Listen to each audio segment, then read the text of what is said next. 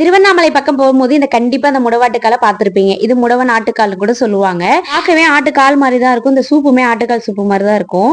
நேத்து முடவாட்டுக்கால் சூப்பு தான் வச்சிருந்தேன். இதை கட் பண்ணி பார்த்தா உள்ள இந்த மாதிரி கிழங்கு மாதிரி தான் இருக்கும். கிரிவலம் போகும்போதெல்லாம் இந்த சூப்புமே அதிகமா கிடைக்கும். இந்த கிழங்கும் அதிகமா பார்த்திருப்பீங்க. நான் போனா இந்த சூப்பு குடிக்காம வரவே மாட்டேன். ஏன்னா அப்பதான் நம்ம நடந்ததோட அந்த வழியே தெரியாது. அந்த அளவுக்கு இது ரொம்ப நல்லது.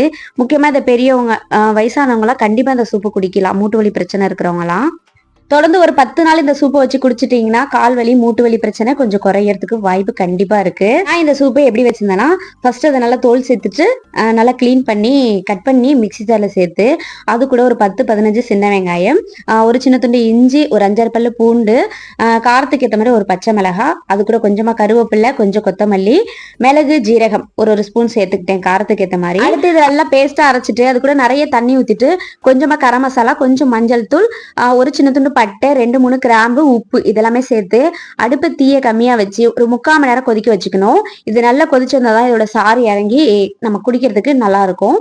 இது நல்ல சக்க மாதிரிதான் இருக்கும். அதனால வடிகட்டி தான் நம்ம குடிக்கணும்.